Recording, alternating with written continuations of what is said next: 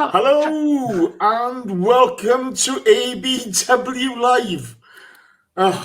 Hello everyone. How the devil are we all? It's the United away show. We're going to get into it in a second, but before we do that, I got a couple of quick shout outs. The first one, the show tonight is dedicated to John Mel. On behalf of myself and all the boys at ABW, thoughts are with Ellis Mel. He's a top man, and we love you, bro. Keep your chin up, keep going forward. Now to the chat box. First of the box was Ron Reed, then it was Archie, J Robs there, Joshua Page, Tom Douglas, Carlito Alguna, Lossless, MJL, Christopher Iwanda, Archie, Maxi B, Ron Ree, I might have mentioned you twice, I don't know. Cactus Jack 81, who's new? Corey Austin, the magnificent Corey Austin. Benjamin Ashton, Carlito Alguna. Then we've got two donations. J-Rob smashes in and he says, "'Twas a pile of shite. Like Saka, he's a good lad."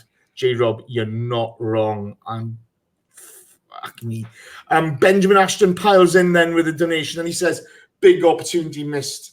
When can we get worried?" Well, we're going to get into that, Benjamin. We really are. Captain Sirkins there, Marcus Hodges, Grant Wilborn, Stephen Edwards, Red and White Army TV's there. Let's get on with the show. Carl's got an early start, and to be quite frank, that was a bag of wank. So, to my two guests tonight, first of all, he has to be here because nobody else would. It's that London guy, it's Karl. Say hello, Karl. Hello, Karl. How are you? You're very well by the looks of things. No, fuck Emery. Fuck the team. Fuck everything. I'm all discombobulated after that performance. It wasn't the best, was it? It really was. We've seen some dog shit football over the years, but Jesus wept. Next, it's the button monkey. It's Get Well Soon Ozil. Say hello, Get Well Soon Ozil. Guten Morgen. You right, pal? Yes, I am. We also John. I'm covering for John. Yeah, we won't say why, but it's yeah. Hello, John. John's got an emergency. Everything's okay. You checked him earlier on, but he's babysitting. Enjoy, John. We've become a sad pod of late, and we needed a game tonight, didn't we, Jace, to cheer everybody up? And what happened? I'm not being funny, UK. You're never funny, Jace. No, I know. But every week, it's just a shower of shit. It really is. I mean, thankfully, we came back last week with the Villa game. You know, the only game I've enjoyed, two games I've enjoyed this season was the Newcastle performance and the Forest one. So let's get on with it. Karl, to you first, mate. Lineups. Chambers in at right back. No Ozil, not even in the squad. No Willock, no Ceballos starting. We set up defensively, didn't we? We set up defensively, but still can't defend. Does no one see the irony in it? Is when I saw that team, I literally thought he's not come to win the game. There was nothing in that team that showed that he wanted to win that game.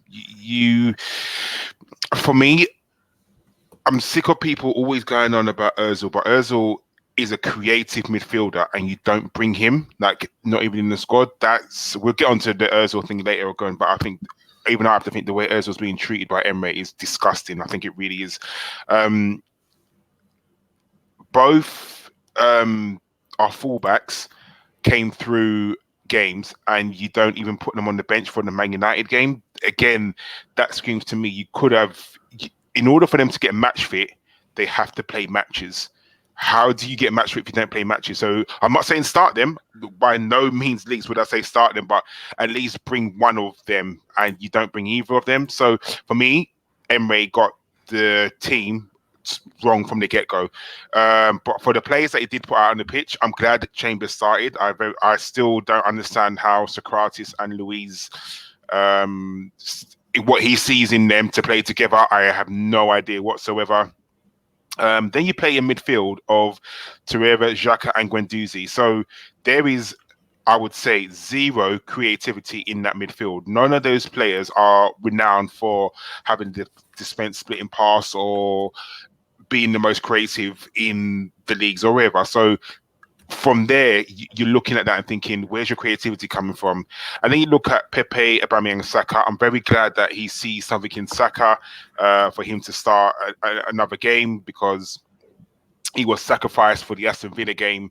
But my worry is that he might burn out, because he's played half against Aston Villa. He played in Europe. He played then against Nottingham Forest, and now again today. So I'm a bit wary of burning him out. He's very young. Yes, he should have energy to burn and to run around, and he could probably play another 90 minutes right now if we really wanted him to. But you have to be cautious with these young players. So the team that we put out, I wasn't the most happy about it. For some reason, he can't drop Xhaka. I know Xhaka's been confirmed as our captain, but for me, this guy, I don't know what Emery sees in Xhaka in training that no other player or no other supporter can see. I guess that's the reason why he gets paid the big bucks. But the team for me wasn't the one that I would have picked, I guess. Fair enough. I mean, I'll defend him on Tierney, Holding, and Bellerin. If the medical guys aren't saying they're fit enough to go, then they're not fit enough to go. But let's get into it. Thomas McClements has smashed in with a donation, and he says, "Someone tuna and mash me up." Danny, I think that is a reference to your foul eating habits. Shut your face. The match started poorly. What I did see is that the press was on. We were pressing them high first 10 minutes. Then Chambers getting an early yellow for a foul on James. It was lazy. It was silly from Chambers. Did you think at that moment, Dan? I was just... all I heard was you go, I'm not just sitting here knitting a scarf, Jace. I'm interacting with our beautiful, wonderful listeners, and I'm doing the tweets. So, and I was just, someone had put in here we go, formerly knows are always on the ball. To be fair, Hector played over the weekend for the under-23s. He did indeed. He played the entire 90 minutes in the under-23s 2-2 draw with Liverpool. We were 2-0 down, ended 2-2. And I'm just looking... Can you answer the question I asked you? I'm just seeing if Tierney played. Tierney didn't play. Mavropanos played. But I'll ask you the question again. I was looking at one of our viewers asked a question, and I was confirming it. Focus. Honest to God. See, I'm not being funny, dear listener, okay? I've got to watch that crap. Oh, Sean Lee Goodwin smashes in with a massive donation. Check his 10 quid, and he says, "Thank you." Well, Sean Lee, you make me feel better, because this button monkey doesn't make me feel better. As I said, beginning of the game, first 10 minutes, we've got a press on. We're having to go high up the pitch. They've got pace coming at us. And Chambers picks up a cheap yellow, silly movement. He goes to grab Dan James. Were you worried at that point? Yes, because he's an important part of our defence. I thought Dan James is looking lively. Someone did go on about it in the summer that we should have bought him. I can't remember who it was, because they don't say it often enough for me to remember. But yeah, I was a little bit concerned. You can't go making mistakes like that so early on in the game, because when you do, it restricts what you can do. But you didn't ask me what I thought of the lineup, Jace. I don't. I only ask one person about the lineup, then we get on to the game. Well, can I give you a fact about the lineup? Oh, here we go. There is. I put no one in central midfield for goals or assists. Emery said, and I quote, "wanted another ball winner." So Torreira, Xhaka, and Guendouzi, they've played 243 games for Arsenal, 15 goals, 21 assists. That's nearly a goal every 20 games and an assist every 11 games, 12 games. How are you going to go? Aubameyang, you might as well have gone, we're playing those three. Aubameyang, son, you're not playing because we're not going to give you anything to play with. So there you go. That is just really irritating. I don't know how you could... If Aubameyang, because we all know Aubameyang watches this. Aubameyang, if you want to go in January, you have my blessing, because you, sir, should not be dealing with this amount of shit. And take Lacazette with you. He's also too good, because we're not worthy, Jace, are we? Not worthy at all. To be fair, he's bailing us out of the caca every week. To be fair, we've gone up, we've bought him. We've bought two world-class strikers, in my opinion. but they're the ones who keep on bailing us out. And it's not, I mean, just look at the product we put on the pitch today. It was poor.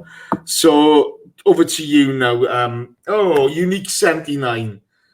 We'll ask that later, pal. We're not going to avoid that question. We're really not. But Unique 79 smashes in the donation. Thank you, pal. You're an absolute rock star. Sorry, I've lost my train of thought now. You've done me, Unique. You've done me. Because that's a question we all want to talk about, and you spent all day winding Chris up about it in the WhatsApp group. Oh, we'll come on to Christopher later. Oh, God, don't. Sorry, Karl. We see some good counter-attacking football. Unfortunately, Caller places a ball to nowhere in the box. I'm not sure if Aubameyang checked his run. You have Lingard pulling down Saka then, okay? In exactly the same way that Chambers pulled back Dan James. No yellow. I'm having a bit of a moan about this because it was clearly a yellow card offence. Inconsistency from the referee today.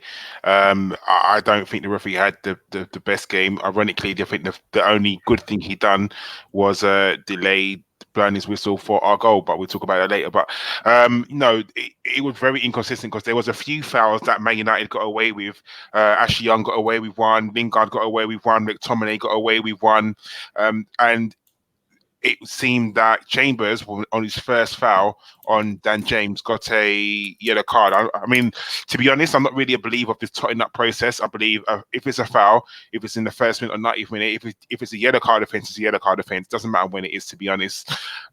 So for me, if you're going to book one person for one thing, you got to book exactly the same person for the other thing. And it just seemed to me that they were getting the rub of the green from the referee because, like you said, Jason, they were doing exactly the same that we were doing to them, but getting away with it. And it's not fair. And your referee is supposed to be impartial. And I know we can sit here and we always think that we always see our club with our rose-tinted glasses. I get that. I understand. But even a neutral could sit there and say, because think about Gary Neville. Gary Neville, Man United hero. And even he was saying, well, that should be a yellow card for Lingard and that should be a yellow card for to McTominay, and they weren't getting it. No, absolutely. And we're going to come on to it in a second. But Dan, then you get, obviously, first of all, Marcus Hodges smashes into the donation, $10, and he says, you guys are awesome. Marcus, you are far too kind as always, and thank you ever so much, bro. You're a rock star. He wasn't talking about Danny then, by the way. He's talking about me and you, Jason. He's just talking about you, to be honest, mate. I was nice to you, Karl, when we met. You fucking had me walking around the stadium about you was nice to me. Anyway, we'll talk about that later. Oh, it's one of those things, isn't it? You see three crosses, two from Luiz, one from Chambers. We're plastering good crosses in, maybe a bit high, but we got nobody attacking the ball. And that goes back to such a defensive midfield. How do you find that frustrating? What did you think? We need to get all of the players to sit down. I've got an idea about Emery later, remind me. We need to sit all the players down, show them like cards of the players. Go, this is Peter Crouch. Balls in, yes. This is Giroud. Balls in, yes. This is Aubameyang. Balls in, no. Balls through, yes. Do that. Don't keep doing this because as you saw, ping, ping, ping, ping, ping like that over and it's like a game of bloody ping pong. Watching them do it. Why do you keep fucking doing it? What is Aubameyang's main strengths? Speed and running at the players and then getting a shot. How many times was he allowed to do that? How many through balls were coming through? None, because Xhaka, Torreira and Guendouzi were fucking useless most of the time. Guendouzi gets a pass because he's a young man and he was brilliant at times and he was shit at times. But if you're going to play one man up front, you need to play to his strengths. And his strengths are not ping-ponging the ball up over him unless he's going to climb on someone's back like you do when you're having a celebration. Like when you take your missus to a and he said a funeral there. No, a festival. And then she wants to sit on your shoulders. Unless someone's going to do that with Aubameyang, it's absolutely fucking pointless constantly doing those balls in. And most of them were just inaccurate nonsense anyway, like our free kicks and our corners. I mean, what was Pepe doing when he was taking free kicks and corners? You might as well just pick the ball up and go and hand it to their goalkeeper for all the fucking use they were. Driving me nuts, Jace. I'm not happy. I know. Neither am I. Cuddle, Karl. If you two start cuddling on this show, okay, there's going to be hell to play. Oh, we got a cuddle. Then yes, you then see Rashford pick up a yellow, sliding in 2 feet off the ground. It would have been a harsh red, and I think he picked up the yellow simply because of conditions. But then you see Leno make a great save from Pereira. In the build-up to that, Pereira, he went past Guendouzi. Guendouzi was floundering. We were showing our defensive frailties already, weren't we, Karl? Indeed, because it's what Arsenal do. Arsenal don't defend properly. We haven't defended properly since 2002. When did Adams leave? That's what I'm going to say. Whoa. We were invincible in 2004. Don't be defended properly, to be honest, but hey ho. Do you know what? Like, no, it's just typical Arsenal. And the worst thing is that everyone can see apart from the man in charge who can't see. There was a point where I think the first shot on goal in the whole game, I think was that in the 17th minute, I believe. So no team really wanted to go for it. But then Man United had to get on top, and it was a good save from our goalkeeper. However, it just seemed too easy to let them in onto our goal. And it's symptomatic of Arsenal this season, or Arsenal under Emery. Why are we allowing teams just to get in on our goal? Like, even do you think that was the most defensive midfield that we could possibly have ever put out? And I'm not saying that we're not going to allow any shots on goal, because that'd be stupid for me to think that, and I don't think that at all. However, we shouldn't have made it as easy as we did to allow Manchester United. And let's face it, Manchester United midfield wasn't great today either. At all. So for them to get in on our back line so quickly was very frustrating. It was, wasn't it? Another thing that was frustrating, Dan, you get Saka put Pepe free for a shot. Lovely ball. He's got plenty of time. And he just fires over. Not good, was it? No, I've never done it. The last time I played football, I was in primary school, and I just stood there by the goal. You were on your feet as well, weren't you? I certainly was, because it would have been unfair. I know that we're ABW are going to get together a five-a-side team, and I'm going in goal in the electric chair, and no one's getting anything past me, and I'm not playing rush goalie. I want to know, in training, if anybody plays in training, does the manager ever go, right, you lot, there's the goal, and I want you to ping balls at the goal from all over the pitch. Everybody do it for a couple of hours once a week, just so that when you do get a chance to shoot a goal, you're not putting it over or putting it wide or falling over or kicking it at the goalkeeper.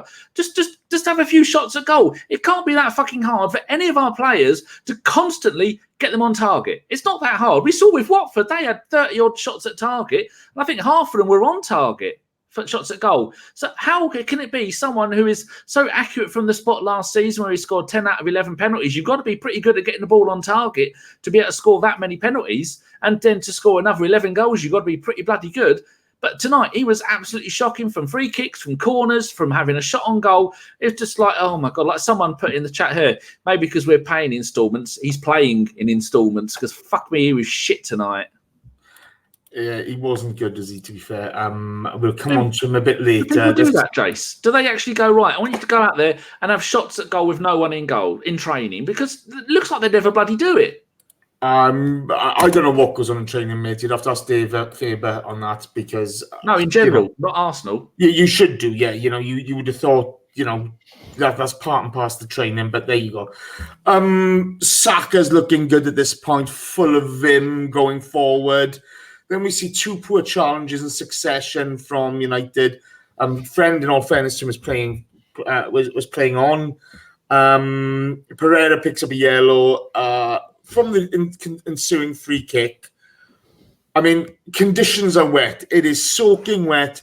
You'd think we take a pot shot at goal, but no, we tried to be too clever. I can't even remember who took the fucking free kick. It was just... It should, like you're saying, it should do. But when the ball is going to be skimming off the surface or out of wet hands or players slipping over, just have a few fucking pot shots. Yeah, but our players are not smart enough for that, Danny. That's the thing. Yeah. Like, you think that our players would be smart enough to do that. You think our Well, that's how they scored. You think our captain will be smart enough to say, yeah, he could do it, but we'll talk about him in a minute. Let's go back to this free kick. I just think this free kick sums up our set piece in general. We play it out wide, trying to be clever, and it just ends up going to play. Quite frankly, Karl, it was pathetic, wasn't it? Ridiculous. It is absolutely ridiculous because I don't understand why he tried to be too clever. It was Xhaka that played it out to Chambers, I believe, and then Chambers almost got surprised by it because he didn't know what he was doing. It was just, I don't know. You have the ball in the center of the goal and you think that you'd be able to take a little shot at goal, even just to test the goalkeeper, but no. Again, like you said, Jason, we try to be too clever, and it's a story of Arsenal. You know, why take a shot from like 20 yards out when you can try and walk it into the goal? It's been systematic in Arsenal for years, and I thought it might have changed with Wenger going, because I know he didn't like players taking shots from out wide. He wanted to. He was almost like he wasn't allowed to. You had to only take a shot from inside the box, and that was a natural thing that I know that he said he doesn't like players taking shots from outside the goal, but outside the box. Sorry, my bad. But yeah, like you said, it was just ridiculous. Why would you not take almost a free shot at goal? It was very, very frustrating. We then see De Gea save from Pepe.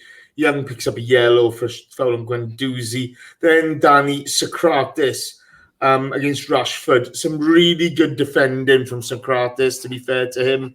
He, people can say Rashford, had a poor second touch or whatever, but Sokratis did the job on him, nullified the threat. That was the first really bit of good defending we'd seen, wasn't it? Happened a few times in the night that he was turned quickly and he managed to get back round. A couple of times he went down whilst making a tackle, got back up again. A couple of times the ball bounced off other players and he was there to pick up the loose ball and clear it. Guendouzi was dipping into the back lot, into the defence, getting the ball, clearing it. At times it's a little bit chaotic, but it seems to work. And it's good to see Pepe have a good game, because I do like having a mental case playing for the team, but not when he's kicking and fouling people all over the pitch, which he was controlling himself tonight. I think all of our defence played well, and I was extremely pleased with Chambers and his runs down the right-hand side. And I thought quite a few of the players had good interactions with the fullbacks had good interactions with the players ahead of them, because quite a few times you see Saka come. I'm going to call him Saka and Sacco. Saka and Kola were swapping places, and they were doing brilliant. So it was just a really good night for all of our defenders. It was nice to see. Well, give us 2 seconds. We're going to come back in a second, okay?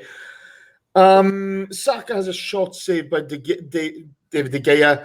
On the rebound, then Guendouzi comes in. De Gea does really well, Karl, to save from Guendouzi. Oh, that was a bit frustrating, wasn't it? Is he muted? You muted, Karl. No, you just need to turn up your headphones, donuts. Sorry, Karl. Okay.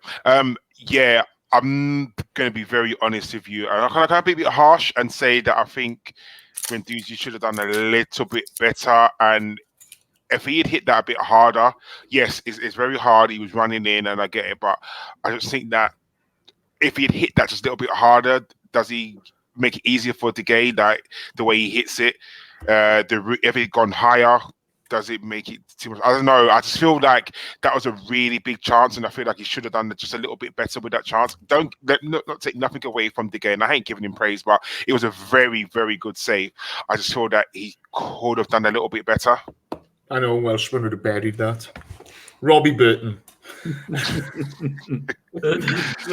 Sorry, you know it's coming.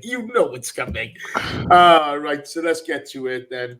I'm going to get both your views on this. I'm going to start with you, Danny. You see Dan James piled on the right-hand side. I can't know what side it was at the moment. Guendouzi's trying to keep up. He can't keep up with pace. James puts the ball in. It overshoots, comes out. I think it was to Rashford or Lingard. I can't remember who. Our whole fucking defence is just stood there. It's just fucking stood there. They stop after the first phase. The ball comes back out to McTominay. You see Sokratis sliding in. You see Xhaka there in a second. We're going to do this piece by piece. And McTominay just puts a screamer in. Leno has no chance. What's your view on it? I think it all comes from just before that.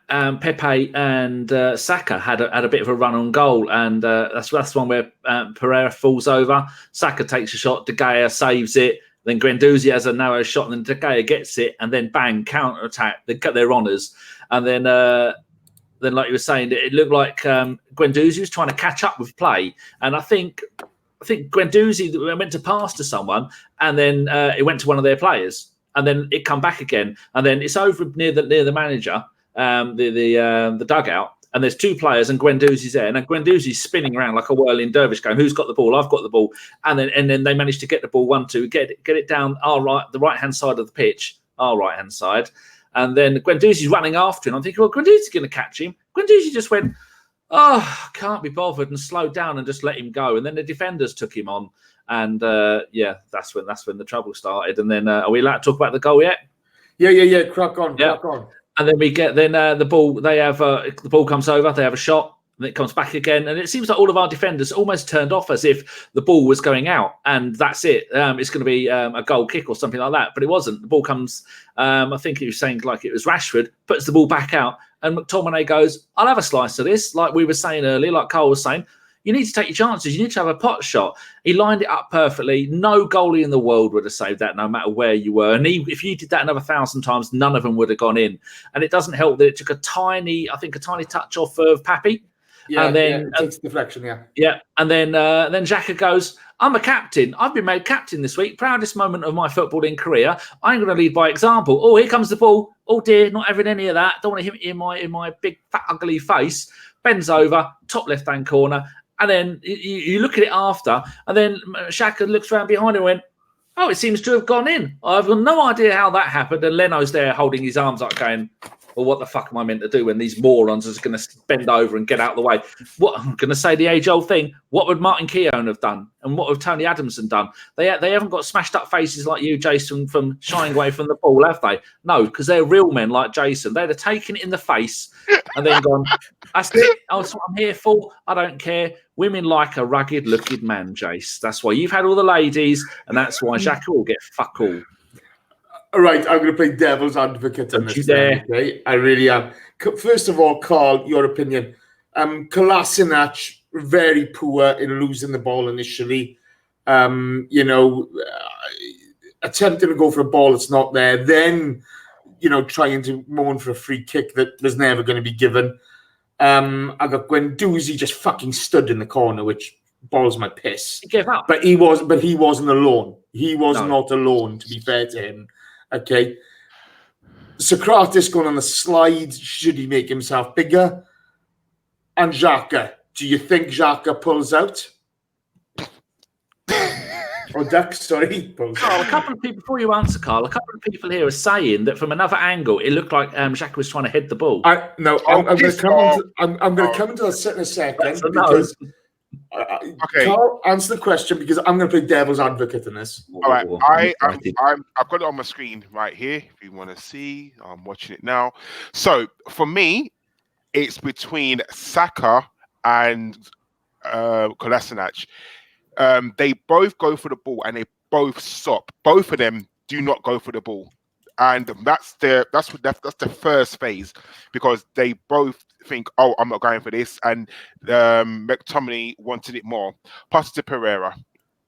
So, as you said, Guendouzi's trying to keep up with Daniel James. No one's going to keep up with Daniel James because Daniel James is flipping lightning. He's and let me point out he's 15 million quid.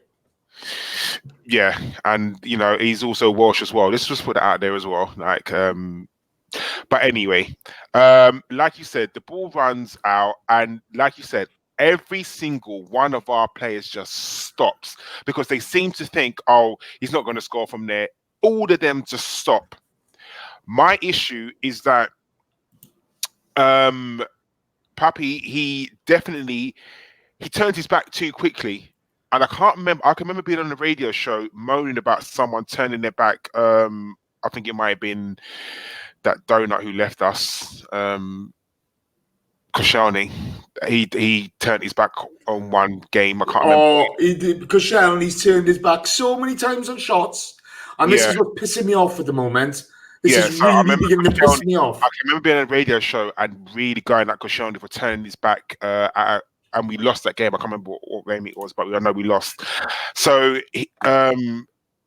Sokratis does exactly the same thing. He turns his back too quickly. Now, Dacian, if you're going to say to me that you think that Xhaka was trying to head the ball, I think you need glasses. I was giving you my glasses. He ducks. There is no trying to head the ball. If you're trying to head the ball, you were trying to jump, wouldn't you? You would, because the ball's going high, and you would jump. The ball takes a deflection. To me, okay, I'll be honest with you now, I don't give a shit about Xhaka one way or the other, okay? I really don't care, you know? I just try to defend him when I think he deserves defending and have a pop at him when I think he's done something wrong. On this occasion, I think he knows this is going to be a screamer, and he's gone to put his head down like that. The ball's taking a deflection. I see the flip. I see two sides of the coin here. I see why you're saying what you're saying, but I think he's gone like that to put the head on it, and it just, the deflection takes it away, and that's all she wrote. Nah, not having it. So I'm watching it right now. He ducks out the way, Jason. His hands are behind his back because he's so worried about the handball, which, okay, I get that. I'm not worried about putting his hands behind his back. You can't always make yourself big, because if that ball had struck his hand anywhere or his arm anywhere, it's a handball. So I get that. He ducks out the way, Jason. He actually puts his head down. If you're trying to head the ball, and like you said, test a deflection, surely you would jump. Surely you would try and jump. And I don't think he thinks he needs to jump. I got to be honest with you, mate. I see your perspective on it. I see why people are calling him in this, but I've seen some shameful comments on him recently, and you wouldn't fucking say that if it was another player, another Arsenal player saying it. And I'm not talking about you now, okay? But you can't go around calling people names when I genuinely think he's tried to head that. And I know we're not going to convince each other on this, but I've got to agree to disagree with you on this one, mate. I don't think he's shut out to that. I think the deflection's taken it from where he thought it was going to be. You know, because for argument's sake, you say he's going to jump to make himself big or whatever. You know, maybe that would have been the better option. Maybe, you know, make yourself big, arms behind your back, you know. Jason, he jumps, he gets that ball. If he jumps, he gets that ball. Oh, look what we got. Sorry, I do apologize. We've got toxic headshot in the chat box. Toxic headshot. Look at him. He's giving it large in there.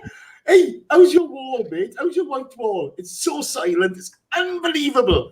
Welcome to the chat box. If you behave, everybody will be nice to you. If you don't behave, okay, you're gonna get grief. And when you mentioned Bottle, how was your Champions League final, fella? How was it? He's probably just finished reading the book or colouring in the book, because they're one step away. I think the book was called. Yeah, one step beyond. But you know, it's one of those things that I genuinely believe. Okay, he's gone for the header. I think the deflection's taken it away. That's the way it is. I think you and I will agree to disagree. Yeah. You are wrong, but at the same time, I don't know. I can't see anything that's going to convince me that. And I'm not just saying this because it's Granit Xhaka. I couldn't care less if it was Aubameyang, Lacazette, Guendouzi. I genuinely couldn't care what play it is. For me, from my perspective and what I'm looking at, I think he ducks. Like John Walsh on a Friday night, he definitely pulls out, and I'm not saying the goal is totally his fault, because it's not. The goal is not his fault. The goal is a collective team letdown. So I'm not going to blame Xhaka just for that, because there are so many opportunities for us to stop that ball and we don't do it. But for me, he ducks out of the way. And like you said, it's a 50-50. You think you're right. I know I'm right. So we just have to agree to disagree. Oh, fair enough. To be fair to Toxic Headshot, okay, he's been awfully polite in that chat box. He's having a bit of banter. So, guys, let's be pleasant and polite, okay? I know, you know, he may support the wrong club, but to be fair to him, he's not doing it. he's not being abusive in the way that we've seen a lot of people in this chat box who come in, okay? So let's go there. We've had a donation from Aryan Hadari, and he asked the question, what's going on with Torreira? We will ask that later on, Aryan. Thank you ever so much, mate. You're an absolute star. Chase, this person I've just highlighted, is that one of your lot? It sounds like it. His name. I think Aryan's in Canada. Irfan Dweji, isn't that Welsh for something? Fireplace or potato? Behave yourself.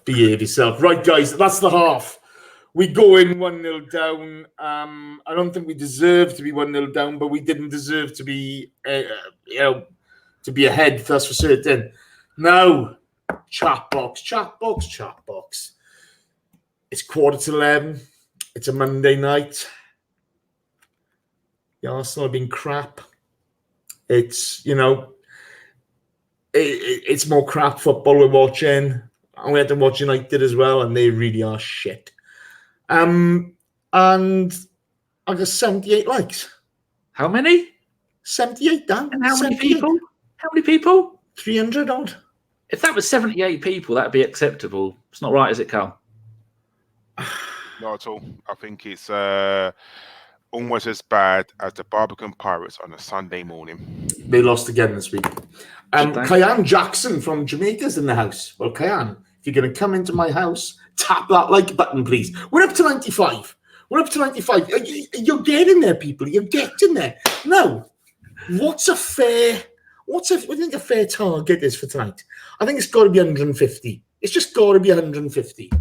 Okay? So, stop fucking about, chat box. Stop messing about, okay? Be like second half Villa Arsenal. Be like invincible Arsenal. Be like... I'm trying to think of something now, I can't. Be like Art Ramsey. Chase, threaten them. If any of them work in London and they use the underground tomorrow, unless we get tappy, they're not getting to work. Yeah, tappy, or Karl will bring every line down. To be honest, I did that today. Yeah, exactly. It's not unusual. You know what I mean? It's really not. And he has the power. He's like Skeletor. Oh no, He-Man, isn't it? He-Man that was. I have the power. So come on, people. Make your parents proud. Stop messing about, okay? Get on there, tap that like button, 150 please, and make me happy. I gotta watch this shit football all the time. I gotta put up with him telling me, we're trying to be proactive. It just doesn't work, does it? We're not proactive. We're just bang average. So let's get on to the second half. Before we go, we need to say hello to Craig there. Craig Scott from Same Old Arsenal podcast. He's in there. We've both been guests on there. And also Andy from the Gooners podcast. That scumbag, high on oxycodone, no idea what he's doing. And so hello to fellow podcasters. Go and follow both their podcasts. They're both brilliant. Me and Craig were having a chat yesterday. Oh, it's great. I love it. Top man. Craig, you're a top man. Andy, you're a top man, but you're a Yank, not English. Let's be honest, okay? Mike is a scumbag. Toxic headshot just turned around I'm loving toxic headshot, okay? He turns around, he says, since I came on, your viewers have gone up. Yeah, by one. Well done. I like this guy a lot. I'm not being funny. He's coming in and he's joining in, and I respect that. So second half, Dan, Karl, to you. Chambers to Auba, Auba puts in the cross. Torreira just stuffs it up, doesn't he? Straight to GGG. It's wet, it's horrible, but should he have done better? Yes. I'm always going to say, if we don't win the game, we can always have done better. Yes, he definitely should have. No, yes, 100%. I was going to say, well, it's not what he does, but at the end of the day, you're on a football pitch. You should be competent and able to try and put the ball in the back of the net. For me, definitely, he should have done better. Right, boys. Question for both of you. Kolasinac. We had a chat to this in the box in the WhatsApp group. There's a handball shout. Did Kolasinac handle the ball? What do you think, Dan? I'm trying to think the exact situation. Cross goes in. Kolasinac, arm is slightly out. What minute was that at? 'Cause I might have made a note. A second half, I made no notes. Fuck it. No, it wasn't. That's fair enough. Yeah. Karl, your view on it? It's a handball. It was 100% because I'm going to do what I always do. Had that been the other end of the football pitch and it was us against them and they had done that, if that was Harry Maguire, I would have been screaming handball. So, yes. And we were extremely lucky because the ball travels a very long way. Had it been straight at him, I could be like, didn't have time. Oh, that guy had a lot of time to get his hands out of the way. It was 100% handball, and we were very lucky not to get a penalty then, or not to concede a penalty. The way I saw it, his arm came out and then started to come back in, and that's the only reason I can think that they haven't given a penalty there. It was VAR looked at it. But look how far the ball travelled. He had, put it this way, do you remember the Scum versus Man City and that one that was ruled off for handball? That is, for me, had that been Harry Maguire, the other end, Jason, would you be defending Harry Maguire right now, saying, "Oh well, his hand was going back in, so I'm not too sure"? Yeah, but Karl, like I pointed out earlier on in the chat in our WhatsApp group, I'm not a good person. I'm a one-eyed git, okay? I couldn't give a monkeys. Never a handball, okay? You know? Mr. Waffles said, "Rules say it's handball." To be fair, Mr. Waffles, I don't think you're wrong. Okay, you can call him David. I know him. So David, I don't think you're wrong, but fuck them. Okay, we've had so many poor decisions up there. I couldn't give a monkeys, so I'm happy with that. Then we see Pereira off Ceballos on. Dan, your view on Pereira's game? Oh dear. Has somebody managed to convince him that he's speaking with a slight German accent and he's actually not 5'2", he's 6 foot tall or something? Because fuck me, I don't know who you think you are, my old fruit. If you're playing a midfield three of Guendouzi, Xhaka and Torreira, the first person in front of the defence has got to be Torreira because those other two can't fucking do it. Guendouzi shouldn't have to do it. Xhaka doesn't want to do it. Those two are doing it. Meanwhile, he's fucking Torreira's running around up midfield like he's bloody Rude Hullet in his prime. Fucking what the hell are you doing, boy? No, you can't do it. And then when he gets a chance at goal, the ball comes in. He's 5 foot off the floor. He tries to overhead kick it in or whatever he did. It's 5 foot. You're never going to reach it unless you stand on someone. You, sir, if you are watching, you little Uruguayan shitbag, are not an attacking midfielder. Go out there, kick people. It's like asking Jason to do the goalkeeping in rugby. He's not. He's a hooker. Look at him. I've no idea what a hooker does, by the way. Sorry, people. Yeah, you're not fucking number 10. Stop it. When Emery, the only way we're ever going to get Emery to play the right 11 is if we only have 11 players at the club. If we only have one goalkeeper, one left winger, one right winger, that is the only fucking way. So we need 11 robots. Otherwise, Emery's just going to pick all the wrong players in all the wrong positions. I'm surprised you haven't tried playing Aubameyang at left back. Fuck it, why not? God knows he's not getting any service up front, is he? Just do it. The problem is, Danny, is that there was no other creative force in the team. So you could look at it and say, well, he's taking initiative and trying to get forward. That's the only way you could look at it because Xhaka ain't going to give you fuck all. Guendouzi is very good at what he does, but he doesn't offer you that much going forward. He's a box-to-box. He is that guy who will give you the ball before the pass that's going to set you up with a goal. Apart from that, there was no, like you said at the start of this podcast, there was no creativity in the midfield. But at least Torreira was getting forward and trying to make something happen. Because God knows no one else in the squad was doing it. No, I mean, 1-1 draw at Man United historically is a good result. Tonight we played poor in the first half. It's a fair enough result. But you can't let people like Torreira take the initiative. Like we said to Jason, start when it gets to 10. What did he do? 16, he's still not talking. That's what happens when you let people have some kind of power they shouldn't do. Yeah, but then who else in the squad? If he doesn't do it, who else in the team would do it? Probably, maybe. I don't know. Well, you know, depends on the pitch. Depends on the pitch, I'd say.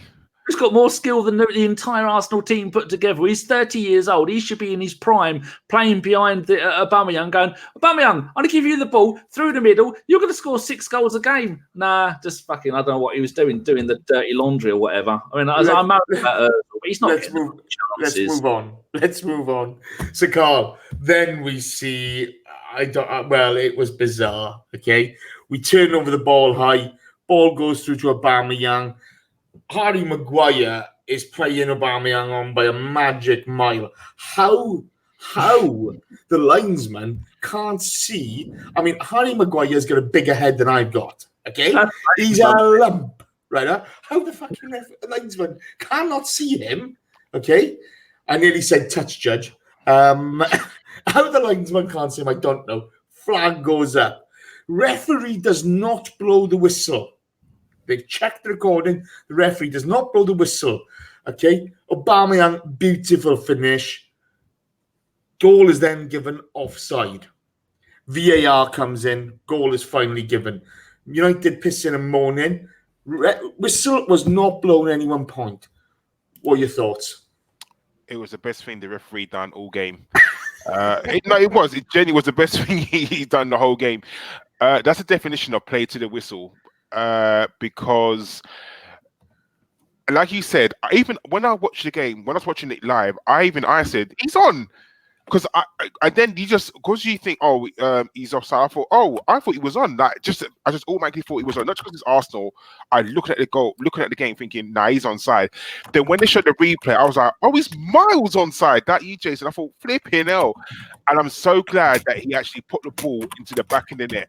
The referee delayed blowing the whistle. I think it was good that he done that, and I'm glad that Aubameyang did finish it, because even I think De Gea kind of half-hearted went for it. He looked at the linesman, saw the flag was up, and thought, I'm not even going to bother for this, and he must have forgot that VAR was involved. And I'm so happy that it was, I don't think it was even it was like a 2-second check. They saw one replay and thought, he's miles on, what the fuck? So again, I was like, yep, it's a goal. And I'm so happy that Aubameyang put the ball into the back of the net, because had the referee had blown early, it would have been a free kick to us, I believe, or a drop ball. I can't remember how they do it now. But the goal was actually quite good, because he just lifted it over, and I have no complaints. There's no one in the world that can have any complaints about that goal. Fair and square, it's a goal, and it's the reason why VAR was brought in. Because could you imagine if VAR wasn't in? We would have lost that game if VAR wasn't there, 100%. So I'm kind of happy that VAR for once was used in favour for us, and we achieved what we wanted. Jace, Can I just say something? Crack on. I'd like to retract my statement and everything I said about Xhaka. Rob has just sent me a tweet with video showing from behind McTominay. Xhaka goes down and goes like that to try and get the ball away. Sorry, Xhaka, you did nothing wrong, me old fruit. It's one of those things, isn't it? It's like I get people will still have different opinions on this, but to me, you look at it. If you're going to duck, you don't make that movement. You just don't. And for those of you listening on any of the platforms, sorry, but this is a live show on camera, and I'm making the head movement with my head. An answer to that goal, though, Jace, the linesman thing. I want your reaction on this. The sweetest moment, Dan, the really sweet moment, is when the air left the stadium and they started mourning. And you could see their faces, and they were so unhappy. And you just thought, fuck you, you've got away with so much over the years. You have the cheek to sing that song, saying old Arsenal was cheating. You're the worst cheating scum on the planet. And now you've had a bit of payback. What do you think of that, Dan? I think you are exactly right. There was 0% oxygen in that stadium. No, oxygen and nitrogen. Air. Zero air in that stadium. It's not oxygen. If there's full of oxygen, we'd all be dead. It's mainly nitrogen. Yeah, there was no air in that stadium because they had all breathed it in and they didn't like it up them, Jace. But my explanation of why the linesman did that, people, go get a pint glass. Go and get a pencil, stick it in the pint glass. It's one angle there, and when it's in the pint glass, it's moved across a couple of inches. That's what happened because it was so wet. A kind of refraction. That's what happened. The linesman did nothing wrong. You see, it had wet eyes. Jesus, what? The only answer, VAR. It's the like Craig put in the chat earlier. It's the only time it's ever worked. That's the last time. Retire VAR now. You've done your job. Thank you very much. Good night. I'm not being funny. You don't get this sort of analysis anywhere else, and there's a good reason for that. Oh, no, it was beautiful watching their faces. It was a good goal. Nobody can moan. How the linesman can't see Maguire. I'm sorry, but that was utter incompetence. Karl, we then get a Saka shot deflected over. Really good cross from Chambers. Pogba fires wide. He only just missed it. We were all over the place defensively at this point. McTominay gets a free header from a corner. Leno makes a save from a Maguire screamer. If Saka scores that opportunity straight after the goal, we're on. We're gonna win. But we let the momentum go, didn't we? Are we not? If we're gonna praise Saka for all the good that he done, are we not gonna? I thought that was well defended. Lindelof got across there. So you don't think he should have done better again? Like, if we're gonna praise players for all the good that they do, let's be critical of the bad they do. Whether how old he is, he's 18, I believe, and he's just coming to the squad. I understand, but I think he should have done a bit better there. I'm just gonna be honest with you, like. That's cost us. That's not the only reason why we didn't win. So let me just say that right now. However, it's cost us a victory, I think, a little bit, because had he scores that, I do believe we go on to win the game. Although it's Arsenal, so who knows what could have happened in the last minute of flipping our defending. But Man United were definitely trying to get on top. They did have a few chances. I thought that Pogba chance was. I was really scared. Yeah. Definitely the free kick that Rashford had right on the edge of our area again was kind of like a squeaky bum moment.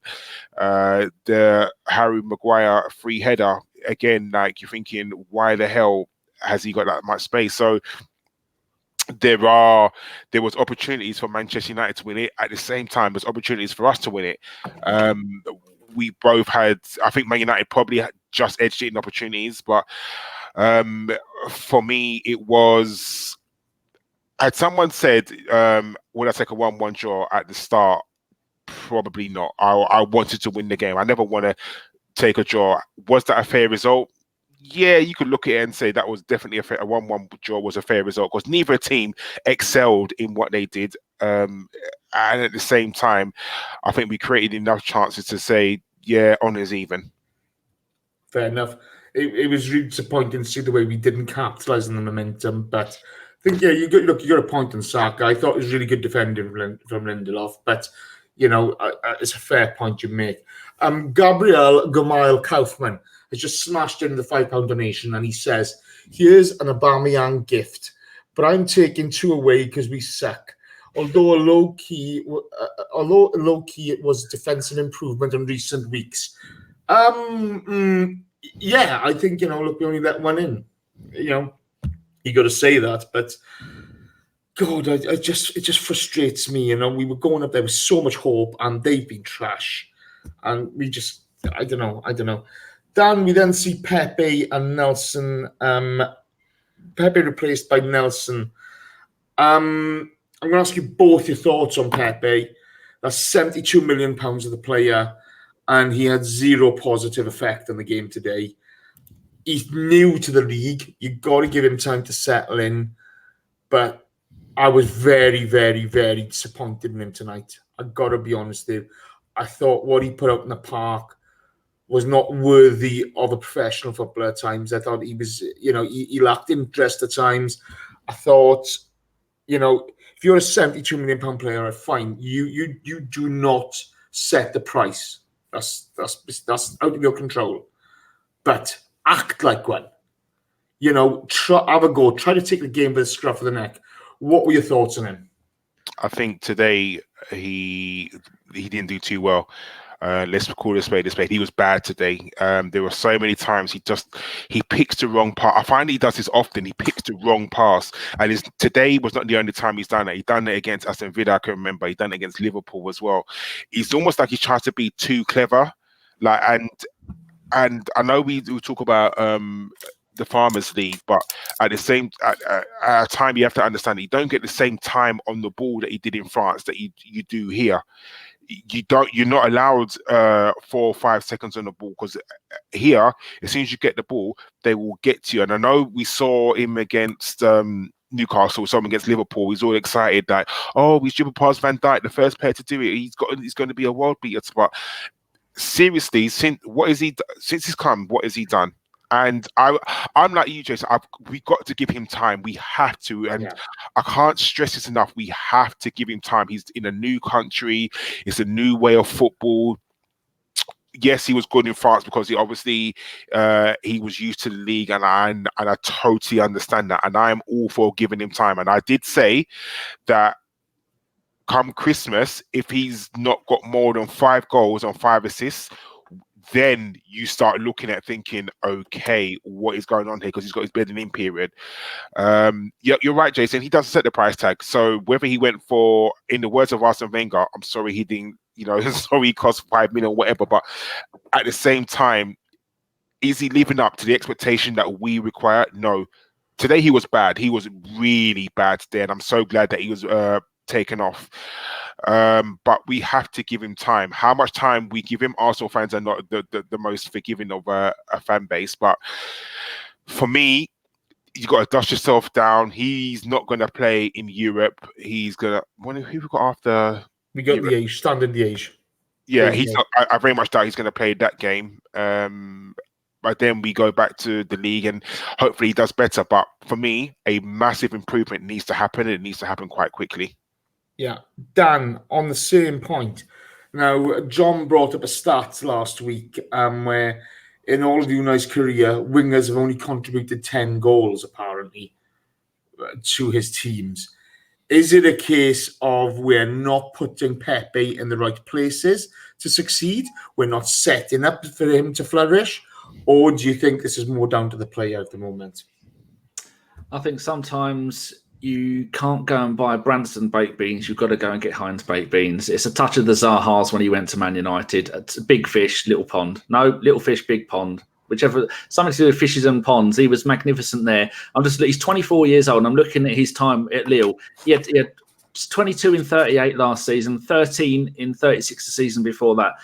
I'd say the majority, half of those were going to be penalties. So he's someone who is going to get you in the Farmers League. He's going to get you 10 or 11 goals a season that aren't penalties. When you translate that to the Premier League, maybe he is only going to be a player that's going to get you 5 or 6 goals a season. I was surprised that when we got him, that I thought he was about 18, 19, 20. He's 24 years old. He can have all the time in the world for me. But it does look like there's something not quite right, because when you're that one who's meant to be that good and you are shooting over the bar, you don't look like confident. And I think it's when we buy a new player and they don't come into the first team straight away, maybe that's what he needed. There's been people in the chat box said maybe he needs a bit of a rest. But when a player comes to the club, I think this is a classic case possibly of maybe he should have been brought on after a couple of games as a substitute, not been thrown straight in at the start and saying, off you go on, get on with it. And also he's only supplying one player, isn't he? Aubameyang, and he's not getting the service from midfield. Now, if he was playing in the Ozil, maybe in the Ozil kind of area, or a free role cover because he's left foot but plays on the right. But if he could play with Lacazette and Aubameyang in front of him, and he's getting a little bit of service from midfield, then maybe that make him look a whole lot better. I'm not sure what position he played when he played for Lille. I know he was out wide, but was he out wide with someone balancing on the other side and a striker up front, or was he doing whatever he wanted? I don't know, but I think the bloke needs a rest because there's far too much pressure on him. And you could hear people going, "Oh," whenever he missed, quite rightly, because we expect him for all that money. Just doesn't seem to be working out at the moment, does it? But if you're not giving him stuff to create, then maybe that's it. I don't want to be harsh on the kid. He's only played 8 games for us. Yeah, no, that's a fair comment. I mean, look, we saw Willock replace Saka. I thought Saka was a lot more impressive. Okay, and you obviously you can't really compare them, but I think Saka has a bit more intent about him, a bit more confidence about him. There was a lot of this. I had a lot of bollocks after the transfer window. Don Raul, all this nonsense. Okay, is it going to be Don Raul or Dumb Raul? I'm hoping for Don Raul, and I'm hoping Pepe works out. But we need more from him. He needs to relax, try to enjoy his football. He needs to start running at players. And, we need to find a way of playing him into the game. Is it the midfield that's holding him back? I don't know. But Chase, look what Matthew Hudson's put there. I think he sums it up perfectly. Yeah. No. Yeah, Matthew Hudson says we can judge Pepe. Saka took on Man United players. What has he done? Drive them in the box. Yeah, and this is the thing. It's wet. People are making silly challenges. You've got to commit to players. You've got to run at them. You've got to take pot shots. We weren't doing any of that, and that was annoying. Sam Ruth has just smashed in with a donation, $5, and he says, here's to a better performance against the Belgian lot on Thursday. Happy times. Sam, fingers crossed. Let's be honest, it's the Europa League. If we don't get a better performance, they'll be hell to play, because I'm going to do this crap again then. And I'm telling you, I just get, when you watch shit football all the time. Karl, we then see Kolasinac and Chambers struggling with injuries. We've made all the substitutions. Can't blame Unai for that. United are pressuring us. You get James winning a free kick in the edge of the box. Leno, magnificent save from Marcus Rashford. Leno's saving us again. Yes, him and Aubameyang, it's a fight between those two for player of the season at the moment, isn't it? I was scared of that free kick because, in all intents and purposes, you could just see Man United getting a late winner, and I just thought, oh gosh, what's going to happen here? I personally thought Rashford was going to go under the wall, near post, but he decided to try and go around the wall. And good save from Leno, very good, strong hands. He done well, and credit to him, he's kept us in the game and earned us our point today. Yeah, he did. Dan, we then see Willock drive into the box, crosses it to Nelson. Nelson fluffs it, and it just, that kind of just summed the game up for me.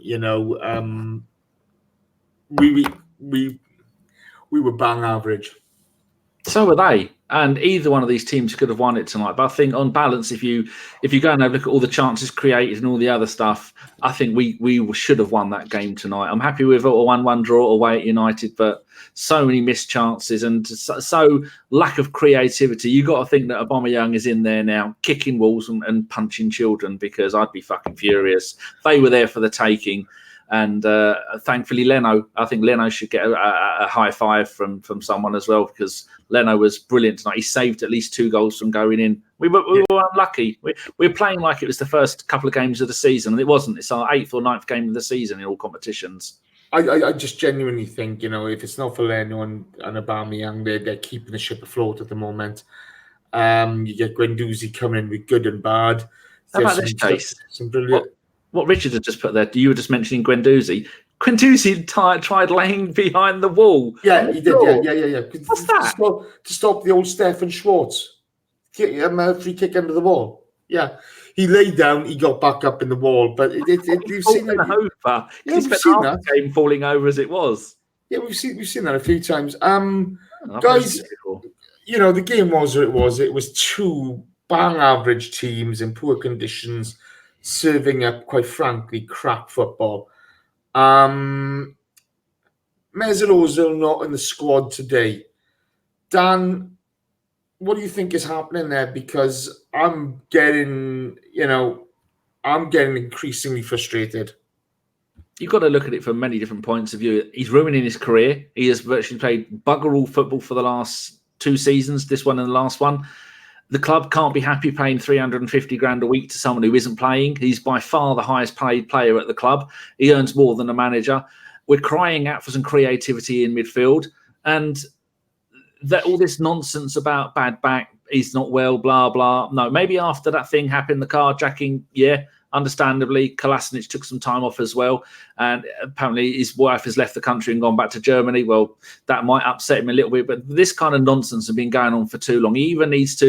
Emery needs to play him, or get rid of him, because financially it's an absolute disaster. And when Ozil does get a game, he looks dejected. He doesn't look like he's part of the team. He wants to be playing there. So I don't know what's going on. He's definitely, all these injuries, that's not what's going on. And some have said that he may well be unhappy mentally, health wise.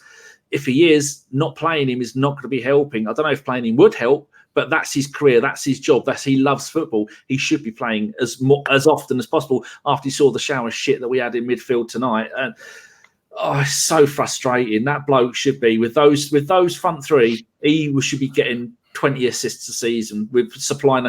We've waited. He's been with us 6 years now. 5 years or 4 years we've been waiting for Ozil to have the people up front. When Ozil was at his prime, he had Giroud, needed 6 shots to get 1 on target, and now he's got the people there that can make Ozil look brilliant. He's not playing. I've got no idea what's going on. Maybe one day we'll find out, but it's driving me nuts. Agreed. Karl, Archie puts in the box, Emery cannot handle good players. What are your thoughts? I'm kind of inclined to agree with Archie, because didn't Emery have a problem at PSG as well with Neymar? And obviously, I'm not going to, at the moment, I can't really defend Neymar the way he kind of went about trying to get his move to Barcelona. However, it seems that when a club has a superstar, and I don't know what he did at Seville and also at Valencia. I don't know if they had any superstars that he couldn't deal with. However, I personally think the treatment of Ozil at the moment is horrible. I really do. This is a game that was crying out for creativity, absolutely crying out, and you're one of the most creative midfielders in world football. Can't get into this squad. You serious? Like, how does that happen? Like, it's ridiculous. For me, this is a game that he should have been played in 100%. For me, you play Ozil in this game, because if you're saying that Ozil can't handle McTominay and injured Pogba, that's ridiculous. And I'm not just saying this because we didn't win the game. I'm saying this because it's silly for him not to be even in the squad. Like, you play 60, 70 minutes against Watford, then apparently he's resting him in the Frankfurt game, which I think there was probably the reason why he didn't want to go to Germany, and because of what's happened with Ozil in Germany. I can kind of understand not taking him. And then he doesn't play against Aston Villa, and now he doesn't play against Manchester United. It's ridiculous. I think Emery, for me, his treatment of Ozil is absolutely horrible, and we don't know what's happening behind closed doors. We don't know if it's a mental health issue. We don't know if there's actually something wrong with Ozil. We have no idea, and I hate to speculate. However, there's got to be something more to it. You can't just not like a player of Ozil's caliber and just decide, oh, I'm not playing him. Absolutely ridiculous. If it was that bad, maybe you should have got rid of him in the summer. Maybe they tried and they couldn't get no one to buy him. We will never know that. That's a behind the scenes thing. For me, it's just Emery can't treat him like this. He can't, especially someone who's meant to be so good. And I'm not saying that I'm not going to be Ozil's biggest defender, because Ozil does need to be better. He does need to work harder. However, he was good in the Watford game. Put him off after 70 minutes, and look what happened. I don't know. Ozil, for me, has to at least be in the squad. How can you say that Ozil is not good enough to be in the 18-man squad to play Manchester United away? For me, that's an issue. Yeah, it is. It is. Right, let's go to questions. I'm gonna take issue with one comment in the box. AJ84 says the attacking football under Wenger for his last 3 seasons was non-existent. The last season was atrocious away from home, good at home, plenty of goals.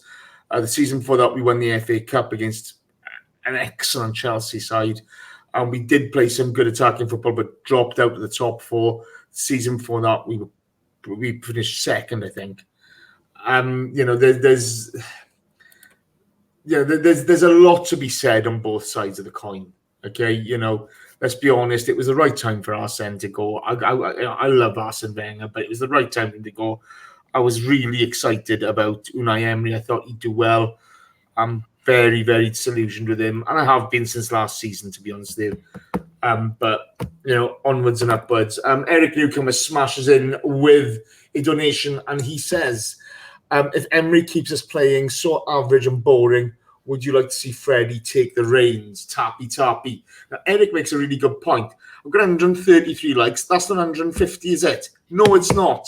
Tappy, let's get going. Come on. I think that would be massive pressure on Freddie, to be honest with you. Too early for him. I think it's far too early for him. It's like a poison chalice then. I've got to be honest with you, Eric. I think, there's you've got to pick a right time, and I'm not sure there's enough talent in the midfield at the moment. I think we need a B2B. And I don't think we've got one with that now. So I think you're asking a hell of a lot of young Joe Willock, a young Guendouzi. They're gonna need time to come through. They do need time to develop. It's not fair just to expect the world from them straight away. And I know people say, "Oh, so and so was ready, so and so." It's not always like that. You don't always get those great players who are ready to flourish straight away at a young age. Some of them need development, and it would be, I think it would be just too big an ask. So let's go to questions, guys. Guys, keep it in the chat box. I'm now in StreamYard, okay? First of all, to you, Daniel. Unique79 says, are you worried about Pepe? He is showing that we wasted so much money on him. What do you think? We only spent £20 million on him. The next couple of seasons we pay, it's over 4 seasons because Lille weren't allowed to have all the money in one go. He's still young enough that we could flog him at the end of the season to another team and not lose any money. And I think that's maybe what the plan was with players like that. Dortmund do it all the time. I think he may just need time to settle in. He is a French speaker, and his mate would have been Lacazette. Lacazette hasn't been playing for a few games. Maybe that's something to do with it. I'm not overly worried. No, I just he might need to take his time a little bit. There again, what do I know? I mean, I was brilliant at Football Manager 2010, but that's just legends. Fair enough. Fucking hell. They named the stadium after me, Davis. They did. I'm lost for words. I'm just lost for words. I don't know what to say anymore.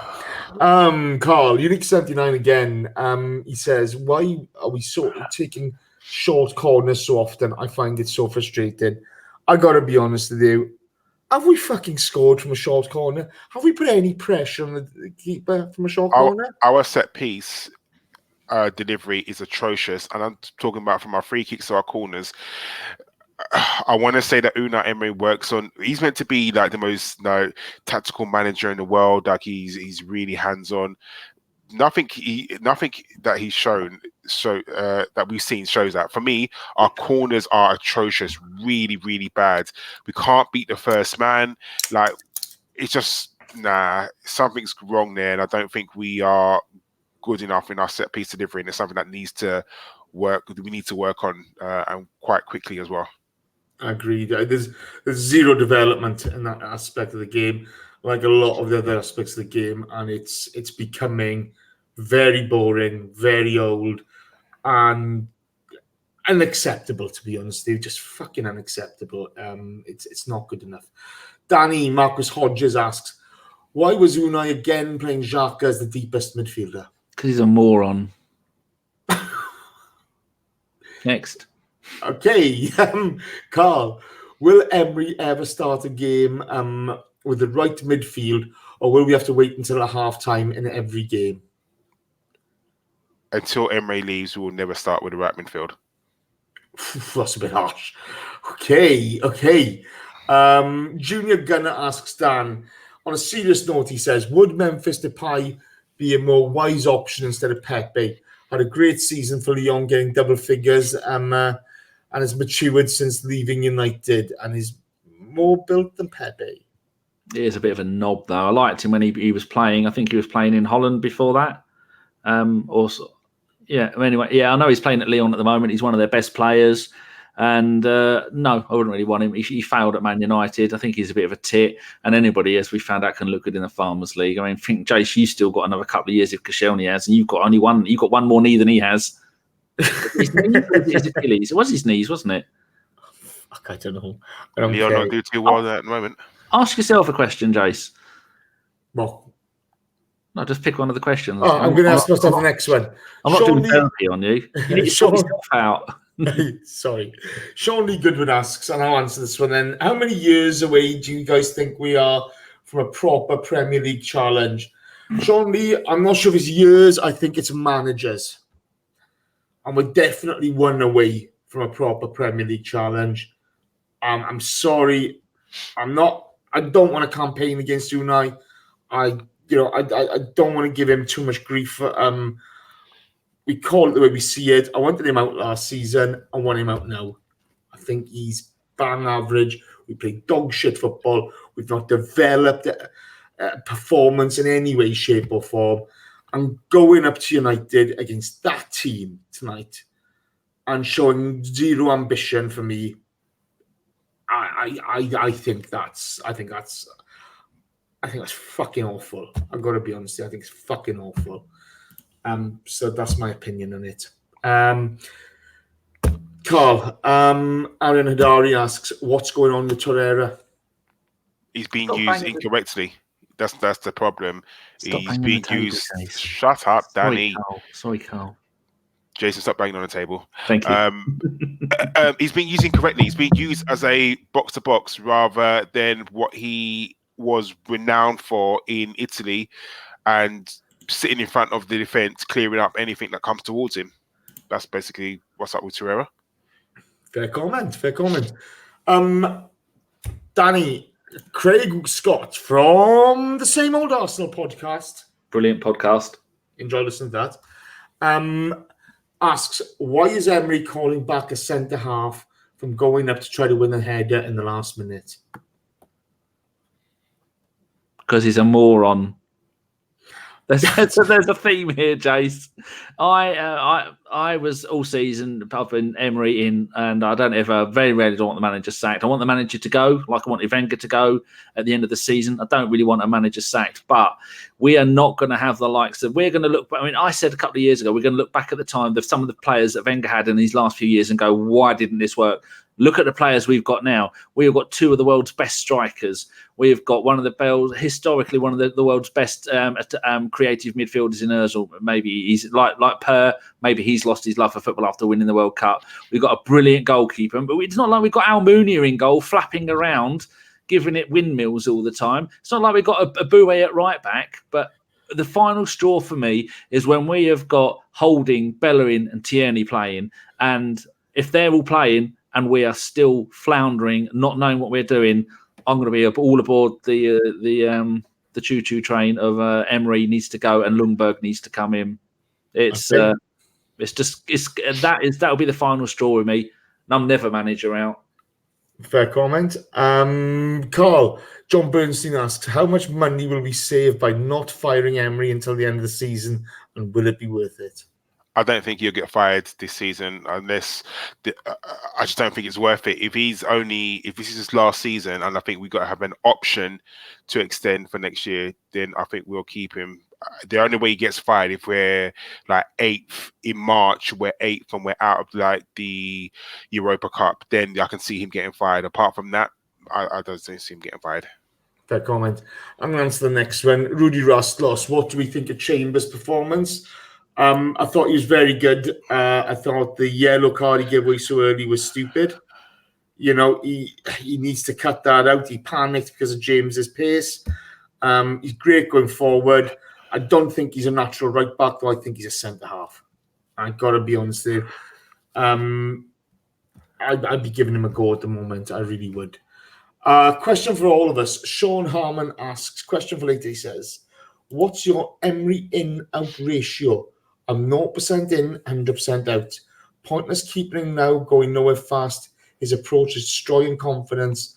International breaks a good time to cut your losses. Karl, starting with you.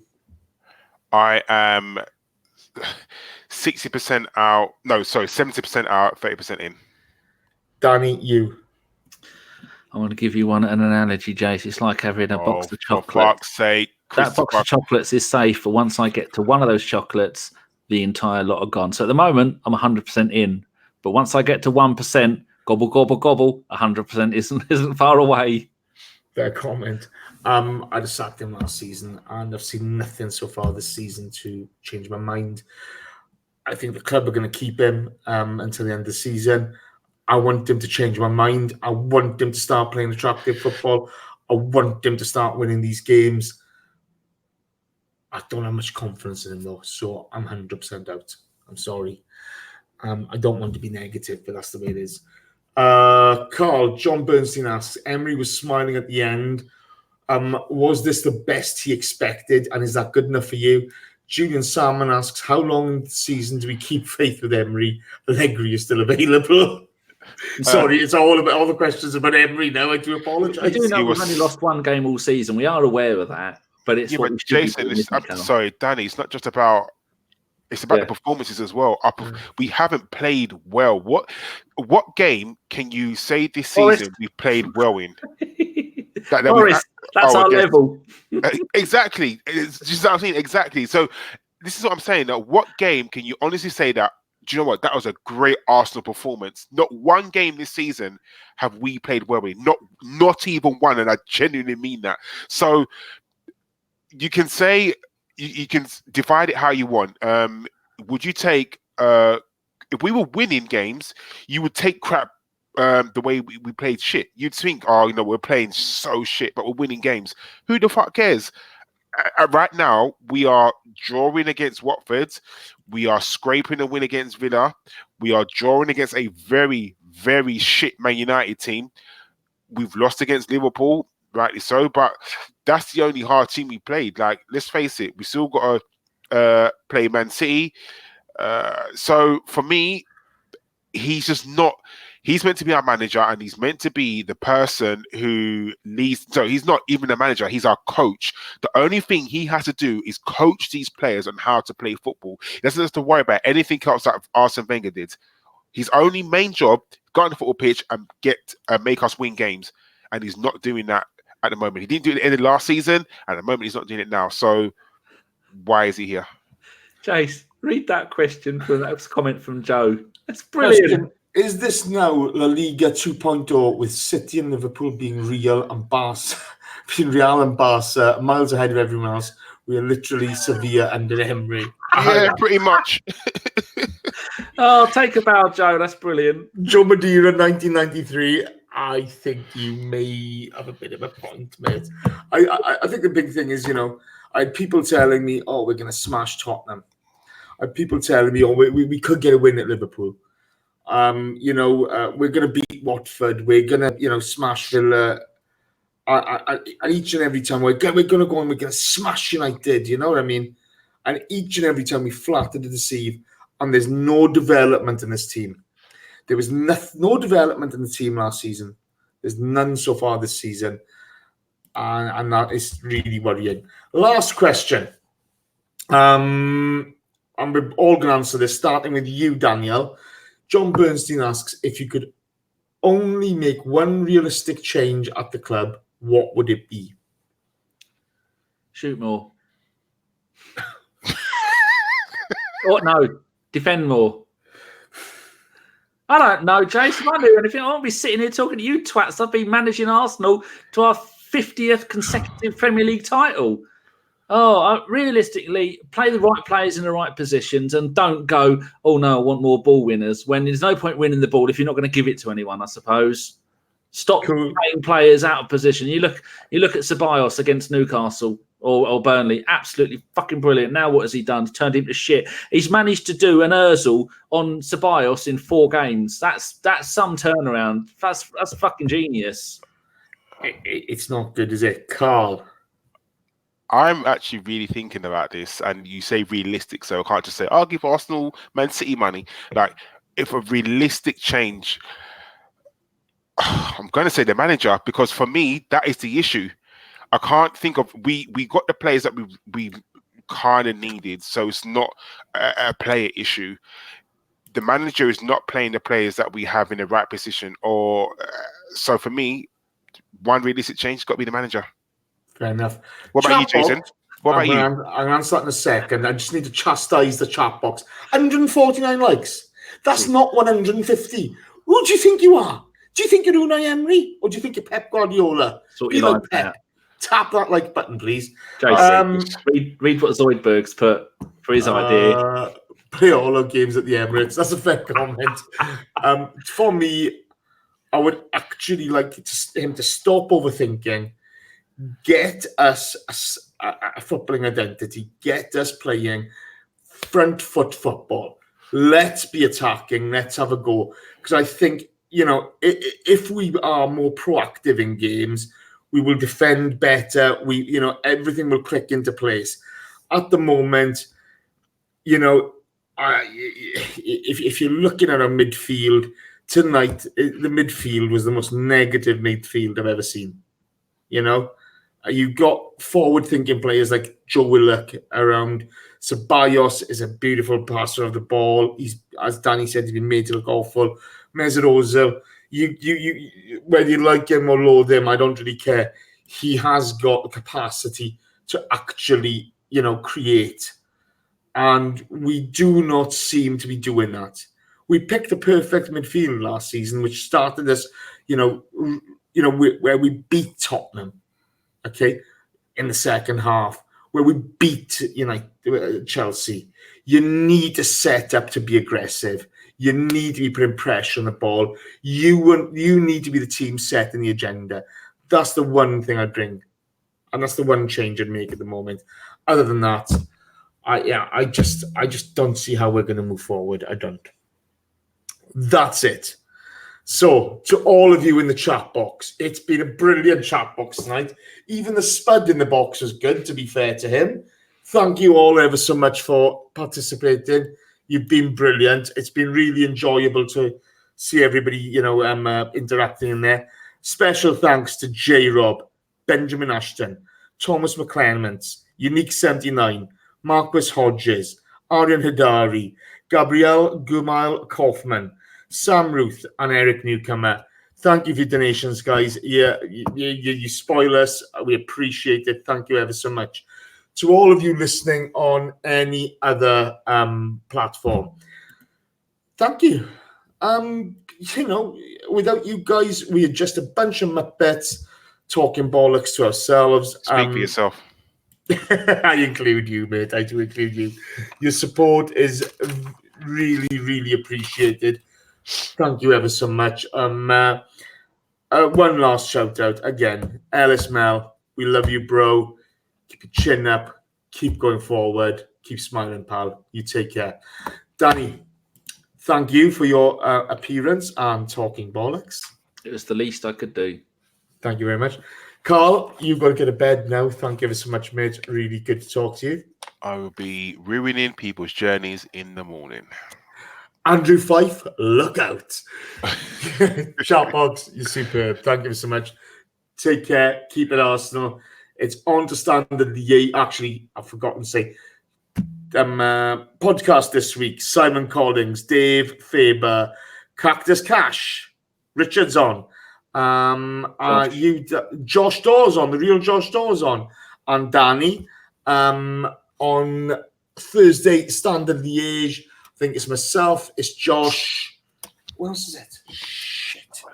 Make it up, no one cares. And A another.